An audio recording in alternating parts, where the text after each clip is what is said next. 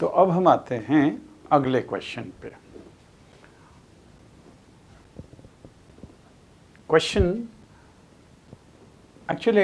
Question के पहले हम देखेंगे कि रेक्टेंगल का और स्क्वायर का एरिया कैसे निकाला जा सकता है। ठीक है, तो एरिया ऑफ रेक्टेंगल ये होता है लेंथ इनटू ब्रेड्थ।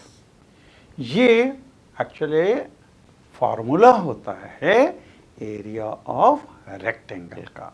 और ऐसे ही एरिया ऑफ स्क्वायर का फॉर्मूला होता है साइड इनटू साइड। और ये हम देख सकते हैं।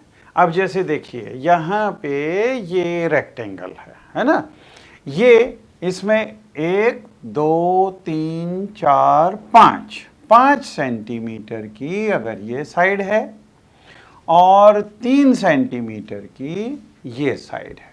ठीक है, हम इसको वेरीफाई करके देखेंगे कि सचमुच में लेंथ इनटू ब्रेड्थ होता है कि नहीं होता है। तो यहाँ से हम क्या करें, इन स्क्वायर्स को काउंट कर लें। तो इसको अगर काउंट करेंगे तो देखिए 1 2 3 4 5 6 7 8 9 10 11 12 13 14 15, मतलब एरिया ऑफ रेक्टेंगल ये 15 स्क्वायर्स दिख रहे हैं इसमें छोटे वाले, और 15 5 इंटू 3 ये भी 15 होता है। तो 5 इंटू 3 ये भी 15 है, और इसमें अगर हम काउंट करें तो वो भी 15 है। इसका मतलब एरिया वो लेंथ इंटू ब्रेड्थ 5 इंटू 3 के बराबर है ना। तो यहाँ पे हम देखेंगे एरिया ऑफ रेक्टेंगल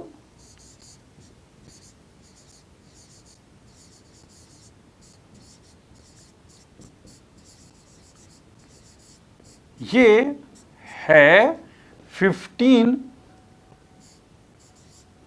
स्क्वायर्स है ना, तो ये हो गया 15। और लेंथ इनटू ब्रेड्थ देखें तो लेंथ इनटू ब्रेड्थ, तो लेंथ इनटू ब्रेड्थ ये है 5 into 3 means this is also 15 है ना। ये भी 15 है, ये भी 15 है, और ये सेंटीमीटर्स में है तो यहाँ पे ये इतने स्क्वायर सेंटीमीटर हो गया। यहाँ पे 5 सेंटीमीटर इंटू 3 सेंटीमीटर, ये भी 15 स्क्वायर सेंटीमीटर हो गया, square centimetre. Therefore area of rectangle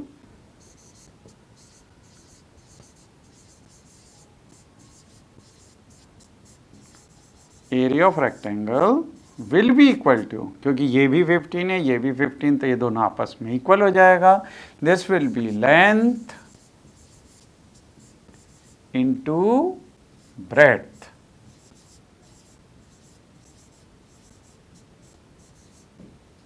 ठीक है, तो यहां से अब आपको ये फॉर्मूला याद रखना है। और इसमें अगर आपको लेंथ और ब्रेड्थ दी हुई हो तो आपको वो स्क्वायर्स काउंट करने की ज़रूरत नहीं है, सीधे लेंथ को ब्रेड्थ से मल्टीप्लाई कर दो और आपके पास में एरिया आ जाएगा। ठीक है, तो अब आगे देखें एरिया ऑफ स्क्वायर, ये साइड इनटू साइड होता है। इसको भी हम वेरीफाई करके देख लें। यहाँ पे ये दूसरा फिगर दिया हुआ है, इस स्क्वायर्ड पेपर में हमने ये स्क्वायर बनाया जिसकी साइड 4 सेंटीमीटर बाय 4 सेंटीमीटर है। अब इसके अंदर भी हम ये छोटे वाले स्क्वायर्स को काउंट करके देख लें कितने कितने स्क्वायर्स हैं। तो देखिए यहाँ पे 1 2 3 4 5 6 7 8 9 10 11 12 13 14 15 और 16 स्क्वायर्स बन रहे हैं। तो 16 स्क्वायर्स छोटे छोटे 1 1 सेंटीमीटर के, तो ये हो जाएगा 16 square centimetre. So area of square, ये 16 हैं तो 16 स्क्वायर सेंटीमीटर, इसको ऐसे भी लिखते हैं, चाहे ऐसे स्क्वायर सेंटीमीटर लिखो या फिर सेंटीमीटर का के ऊपर उसका स्क्वायर लिख दो, है ना। अच्छा, फिर हम ये भी देखें, side into side, side into side is equal to, यहां पे साइड है 4 सेंटीमीटर और दूसरी साइड ये भी है 4 सेंटीमीटर। अब 4 इंटू 4 कितना होता है, 16 स्क्वायर सेंटीमीटर। मतलब एरिया ऑफ स्क्वायर भी 16 आ रहा है, साइड इंटू साइड भी 16 आ रहा है। इसका मतलब area of square is equal to side into side. So therefore area of square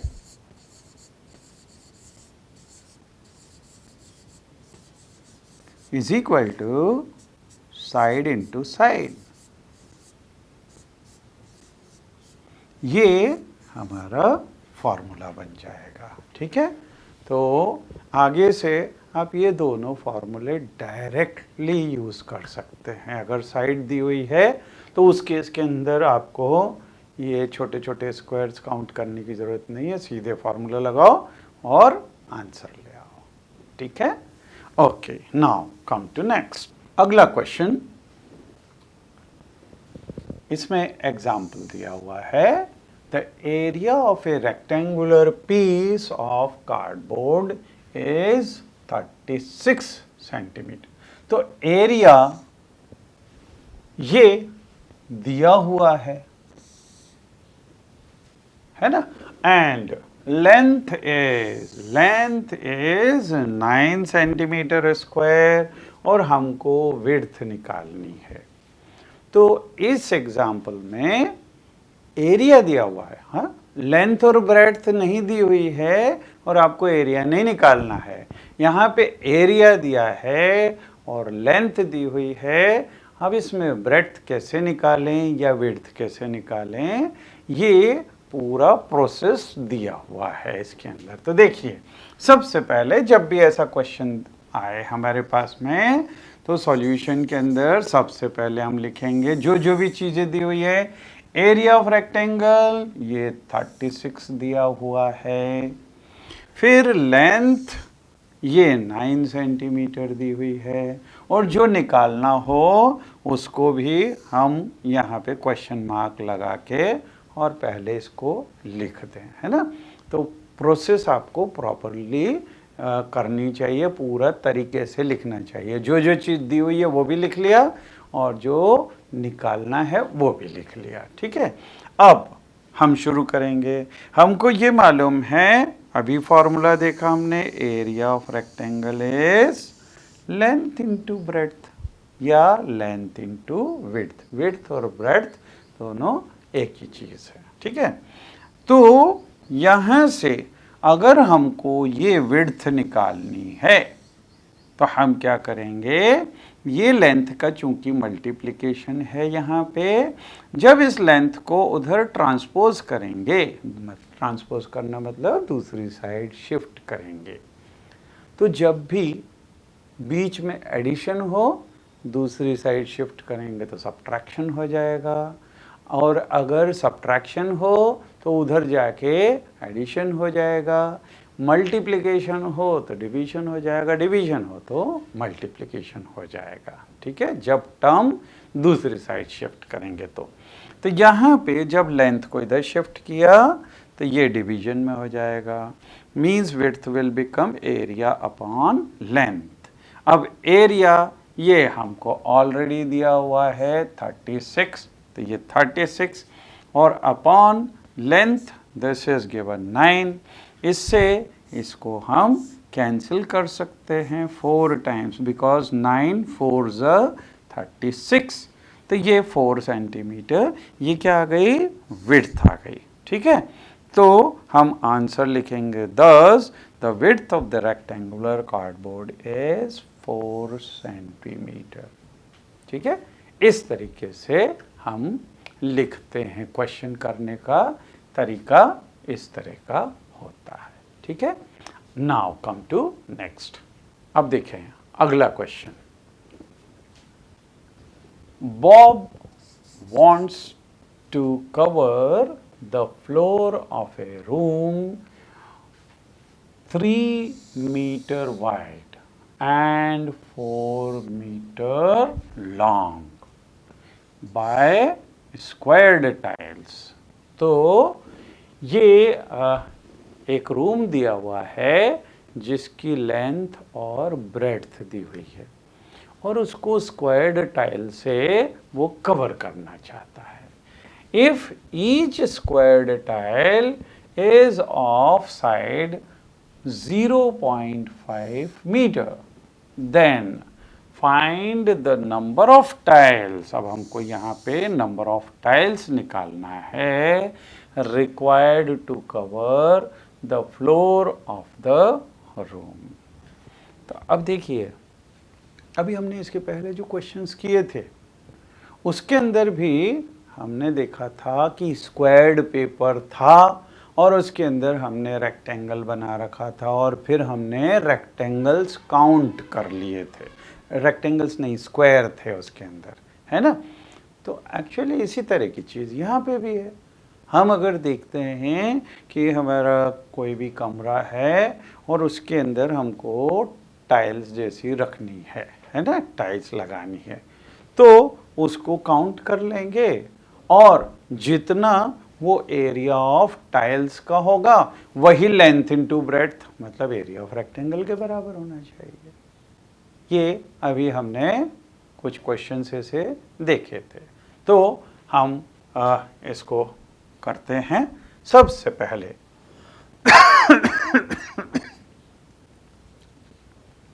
देखिए, जो चीज़ मैंने बोली टोटल एरिया ऑफ टाइल्स, ये किसके बराबर होना चाहिए?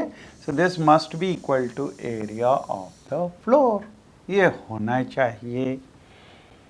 तो सबसे पहले लेंथ ऑफ द रूम ये दिया हुआ है 4 metre, breadth of the room ये दिया हुआ है 3 मीटर। तो एरिया ऑफ द फ्लोर कितना हो जाएगा? This will be length into breadth, जैसा कि हमने देखा कि area of rectangle is length into breadth. तो यहाँ पे area of the floor is equal to length into breadth, this is equal to 4 metre by 3 metre. तो ये हो गया 4 इंटू 3 इज 12 स्क्वायर मीटर। ठीक है, अच्छा अब यहाँ पे एरिया ऑफ 1 स्क्वायर टाइल, क्योंकि देखिए ये जो टाइल दी हुई है ये स्क्वायर टाइल है और उसकी लेंथ दी हुई है, साइड दी हुई है। तो एरिया ऑफ स्क्वायर क्या होता है? Side into side. ठीक है, तो यहाँ पे एरिया ऑफ 1 स्क्वायर टाइल मतलब area of square is equal to side into side. Side कितनी है दी हुई है इसकी? ये 0.5, तो ये 0.5 मीटर बाय 0.5 मीटर। अब देखिए ये 0.25 स्क्वायर मीटर होगा, क्योंकि जब ये 0.5 मतलब 0.5 का 0.5 से मल्टीप्लिकेशन करते हैं तो 5 इंटू 5 हो जाता है 25। अब जब हमको डेसिमल लगाना है, इसमें पॉइंट लगाना है, तो यहाँ पे पॉइंट के बाद में कितने नंबर्स आ रहे हैं हम वो काउंट करते हैं और उसके हिसाब से हम डेसिमल लगाते हैं। तो यहाँ पे ये डेसिमल के बाद में 1, यहाँ पे भी 1, मतलब ये होगा टोटल 2। तो 25 में यहाँ से हम काउंट करना चालू करेंगे 1 2 और फिर ये पॉइंट लगेगा और यहाँ पे 0 आएगा। So therefore this is 0.25 square metre. ठीक है, अच्छा, अब हमको नंबर ऑफ टाइल्स निकालनी है। तो नंबर ऑफ टाइल्स देखिए, एक्चुअली देखा जाए तो जितनी भी टाइल्स हैं उनका एरिया वो लेंथ इनटू ब्रेड्थ मतलब एरिया ऑफ रेक्टेंगल के बराबर होना चाहिए।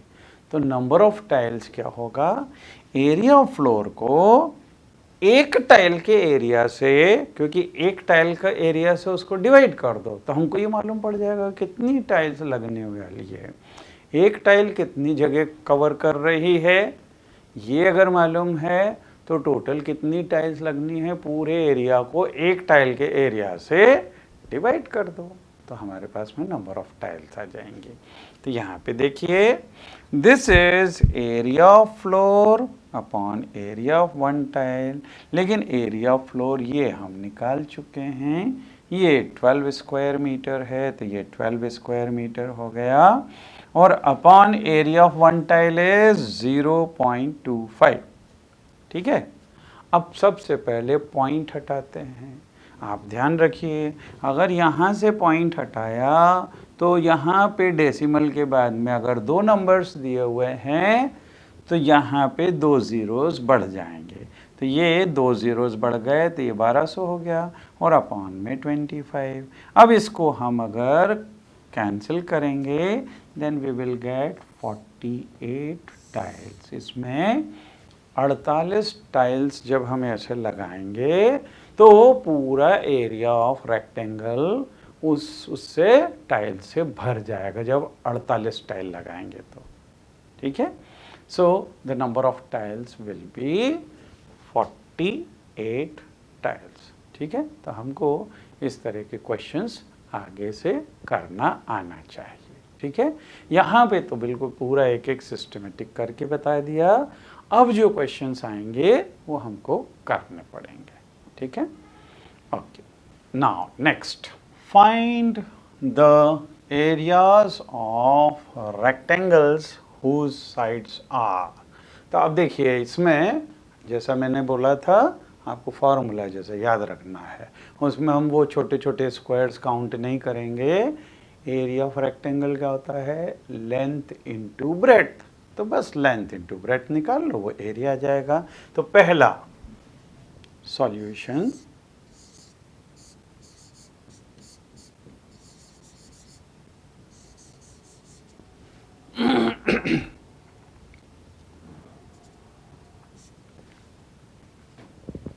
length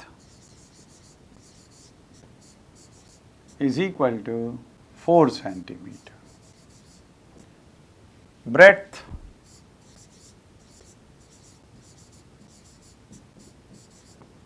is equal to, this is 3 centimeter।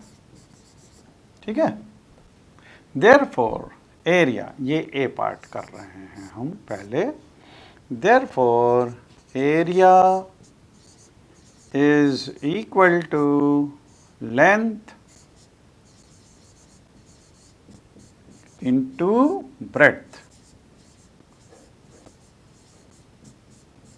means this will be equal to 4 into 3, means this will be 12 square centimetre. तो ये स्क्वायर सेंटीमीटर, इसको सेंटीमीटर के ऊपर स्क्वायर लगा दें, इसको ऐसे भी लिखते हैं।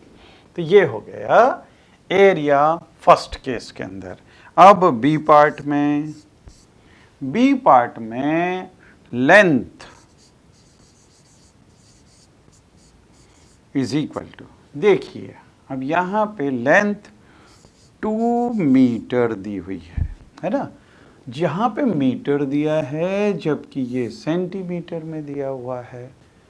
हमारे को मल्टीप्लिकेशन के लिए दोनों को सेम यूनिट में रखना पड़ेगा, तो सेम यूनिट में रखना है तो 1 मीटर के अंदर कितने सेंटीमीटर होते हैं। 1 मीटर, आप अगर कभी कपड़े की दुकान में जाएंगे ना तो वहाँ पे वो जो उसके पास में एक लंबी सी स्केल जैसी रहती है स्टील की, वो 1 मीटर की होती है, और उसमें अगर आप देखेंगे तो उसमें 100 डिवीजन किए हुए हैं 1-1 सेंटीमीटर के, मतलब 1 मीटर वो 100 सेंटीमीटर के बराबर होता है। तो ये हो गया 2 इंटू 100 मीन्स 200 सेंटीमीटर, ये लेंथ हो गई। ब्रेड्थ ये ऑलरेडी सेंटीमीटर में दी हुई है, 70 सेंटीमीटर, ठीक है। Therefore area is equal to length into breadth, ठीक है, ये लेंथ इंटू ब्रेड्थ। तो ये लेंथ दी हुई है 200 सेंटीमीटर इंटू ब्रेड्थ दिया हुआ है 70 सेंटीमीटर। 7 इंटू 2 ये हो गया 14, और यहाँ पे जीरोज लगाएंगे 1, 2 और 3, 1, 2 और 3, इतने स्क्वायर सेंटीमीटर। तो हम ये एरिया स्क्वायर सेंटीमीटर के अंदर निकाल सकते हैं, ठीक है।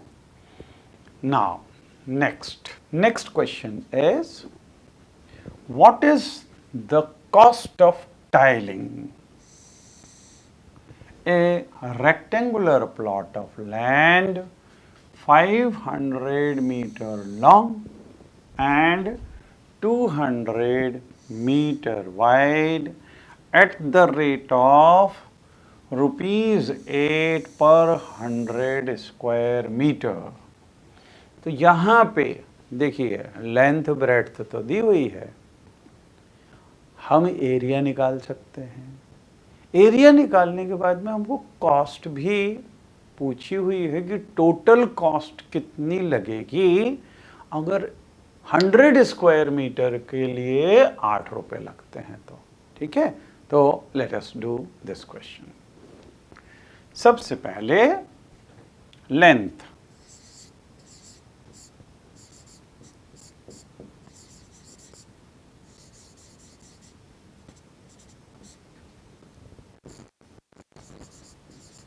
लेंथ दी हुई है 500 मीटर, ठीक है। फिर ब्रेड्थ,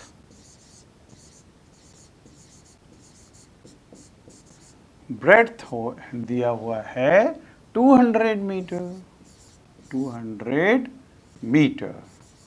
अब हम निकालेंगे area. Area will be length into breadth, ठीक है, length into breadth. So this will be equal to length है 500 into breadth है 200.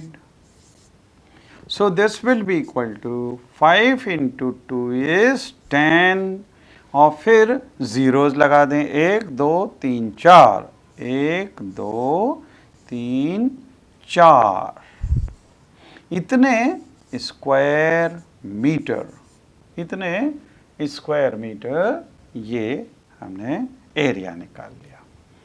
अब देखिए यहाँ पे 100 स्क्वायर मीटर का 8 रुपये लगता है। अगर 100 स्क्वायर मीटर का 8 रुपये लगता है तो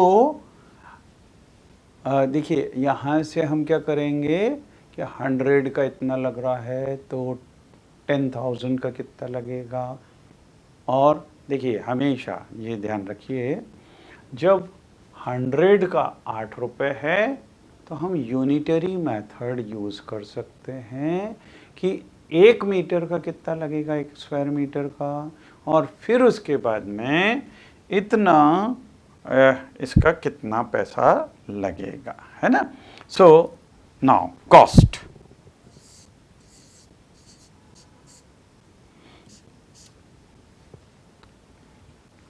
cost will be,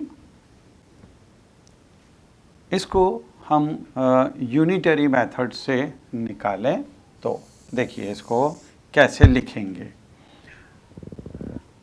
since cost of 100 square meter is ₹8. Therefore,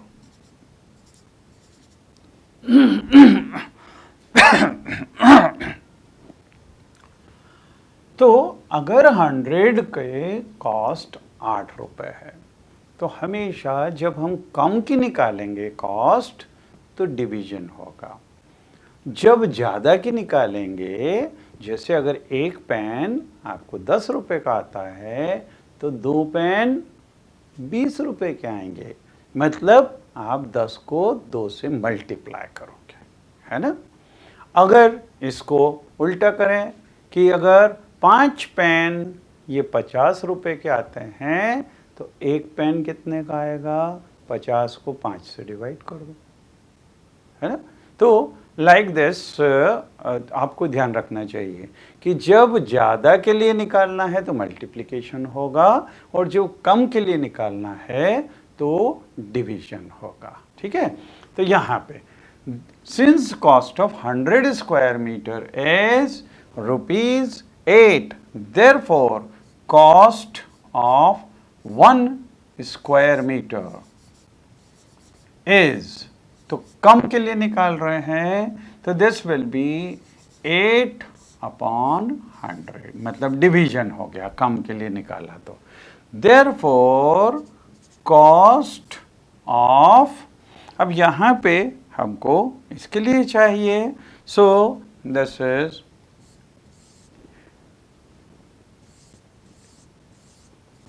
इसमें 5 zeros हैं, है ना। इतने स्क्वायर मीटर की कॉस्ट कितनी हो जाएगी। अब हमको चूंकि ज़्यादा के लिए, एक के लिए इतना है तो ज़्यादा के लिए हमको मल्टीप्लिकेशन करना पड़ेगा। So this will B 8/100 into,